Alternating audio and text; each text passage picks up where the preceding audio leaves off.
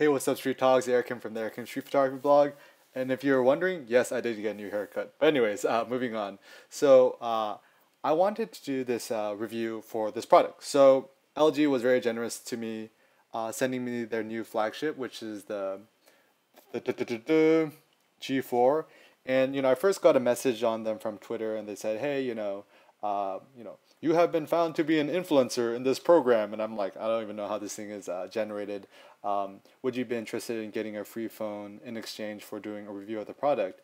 And at first, I'm like, honestly, I don't really like getting free products in the sense that there's kind of this hidden obligation to, review it or use it or like it and stuff like that. And I know you guys are pretty good BS detectors, and I don't want to just be here to sell you guys products. I googled the phone. I'm like, is this something I'd even be interested? So apparently they had this new camera, and it had like a 1.9 aperture, and all these fancy new settings. And the thing that actually interested me the most was that it shoots RAW plus JPEG, and there's also a fully new manual mode where you could even pre-focus distances. I'm like, wow, this actually might be a cool phone for people who might want to use their smartphone as their primary camera, or to either just have a phone with a really good camera. So I was just thinking, how good can this thing really be? So I messaged them like, yeah, I'd be interested. Send the camera over, not the camera, the phone over. And so I've been testing it the last week, and long story short, I actually really like the phone a lot, and the camera on this thing is freaking awesome. It actually is really damn good. So currently, my current phone right now, also given to me for free, was from Samsung. I have the Note 4, and I try not to.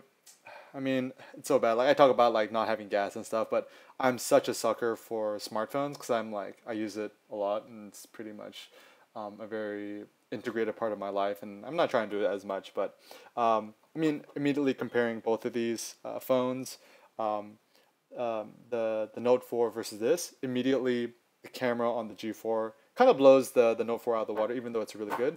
And I just want to give you guys just kind of a quick overview. So here's the phone, and you can see all my lovely apps that I have currently installed. And I'll just kind of take you straight into it. So opening up the camera mode. So the cool thing about the camera, let's see, let's put this on something that's a little bit easier to see. Okay, so there's all these different settings that you could adjust, and currently up here you can see this mode. It's a little bit hard to see. It says RAW plus JPEG. So you just push that once, turn from RAW plus JPEG to just JPEG only. And one of the questions that I had is having RAW plus JPEG, is it something that is actually practical, or is it something that's gimmicky?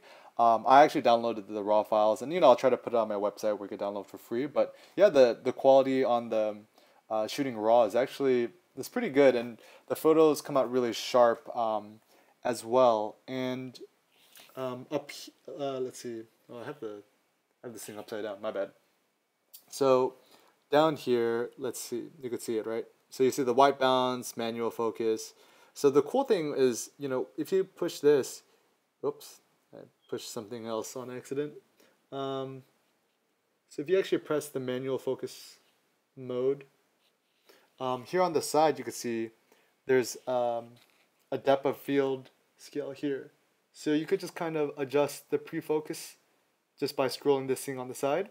And I would actually figure if you're shooting street photography full time with a phone, you could just pre-focus it to like about a meter away, just pre-focus to your hand and just kind of go out and shoot without any shutter lag. In terms of the camera's shutter lag, it's not like lightning quick like shooting with the DSLR, but the lag is actually very minimal, and shooting with the pre-focus will certainly make you capture a lot more moments. Also really cool, which might interest you in street photography, is you could actually adjust the shutter speed. So if you're shooting street, ideally you want a fastest shutter speed possible. So you could even, you could control it manually. And so let's say you're shooting on a bright sunny day, 1,000th of a second is good. Then since it's the manual mode, you'll go to the ISO settings, and then you'll kind of adjust the ISO accordingly to whatever works. One thing I found that kind of sucked was there's no way to actually adjust the aperture. Um, so you're just limited just by shutter speed, and you can change the white balance and never touch with that. And you have other modes like selfie modes and stuff like that. Um, and you go change the aspect ratio and all these other kind of features that you don't really need. And yeah, there's just different camera modes: simple, auto, manual. Manual is what I usually keep it in. But yeah, overall, what I really liked about the phone is, even when you set it to, so let's say, you put into manual mode, and you adjusted, you know, kind of the shutter speed, the ISO, and let's say you kind of go back to the home screen, and you open up the camera app again, it actually remembers what the settings before. So I guess maybe it'll forget if you turned off your phone, but I actually find this very important because sometimes the camera in the phone will just kind of forget the settings and whatnot. So that'll be pretty solid as well. And the image quality on on this phone is like freaking good. Like I was like damn impressed. I'll just show you. I was shooting with it a few days, and I'm just out here in the suburbs, so I haven't really taken any good photos to be honest. But there's one photo that I took that I'm actually half decent with, that I thought was half decent.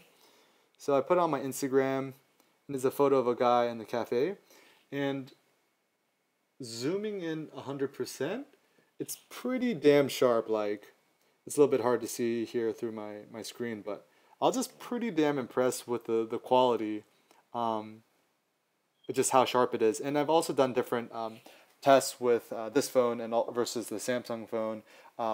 There's some new feature in this phone called like True Color, but it's just pretty much is better at detecting auto white balance, and it's actually pretty solid. Things I don't like about the phone, or so just talking about the phone as a phone. So it's a little bit hard to see, but the phone is actually curved. So if you could imagine your hand cupped like this, the screen is kind of cupped like this, right? Um, and it's actually a lot more comfortable to hold in that regard. Things that I found a little bit weird getting used to, the volume buttons on the back. This is the power button in the center. It is a cool feature with the camera is if you just double tap this back here, it automatically opens up the camera app and then immediately takes a photo very quickly. So in the cases where your phone's in your pocket, you want to take a quick photo, just take it out, double tap that, and then your camera will turn on and then take a photo of whatever is in front of it. Holding the phone, it feels kind of cheap because it's made with plastic in the bag. So if you've ever shot with an iPhone or like even some of the new Samsung phones, nowadays most companies are just using metal. So using a phone that's all plastic, apparently there's some leather bags you could get for them, which makes it feel more premium. In terms of yeah, and then the Android, it's really nice and fast and smooth, and the screen's really good, and the photos come out freaking awesome. So long story short, if you want a phone that's dedicated just for your photography, honestly, probably just get an iPhone 6 or a 6 Plus. I think the iPhones, even though I don't own an iPhone, all my friends who have them, it's generally the fastest to load and the least amount of lag time and whatnot. And they're also most photo processing apps on the iPhone more so than Android. But if you're somebody that you're stuck in the Android ecosystem, you love Android, but you want the best possible camera in a smartphone, you probably can't beat the G4. Apparently, the new Samsung X6, the camera is supposed to be really good. I haven't personally tested out yet. But yeah, if you're interested in getting something that has more manual controls, the G4 is definitely worth taking a look. And yeah, so thanks for watching this little review. Hopefully, it answers some questions that people are interested in. I'll try to share the links to the full res RAW files. And then maybe the question is, oh, so does it really matter that shoots RAW plus JPEG? Honestly, for me, like my workflow when I'm shooting on the phone is I shoot it, I process in VSCO and photo, and then in camera or in phone, and then I put it to Instagram or YouTube or Instagram or Flickr or Tumblr. So I think shooting with RAW is not really necessary, but if you really do want that full RAW file, I'll upload the RAW image, so you could just kind of tweak with it and see how the presets look on it, and check it out. But yeah, if you guys have any other questions, just leave a comment below. I'll try to answer as many as I can for now. And yeah, and so ultimately, I think I'll probably stick with my Samsung phones because I think as phones, they just feel a little bit better, and I think the UI is a little bit better, and and also yeah, like I get them free from Samsung. But but yeah, like if you want the best phone possible or best camera possible, yeah, probably go for the LG G4. All right, so until next time, guys, peace out.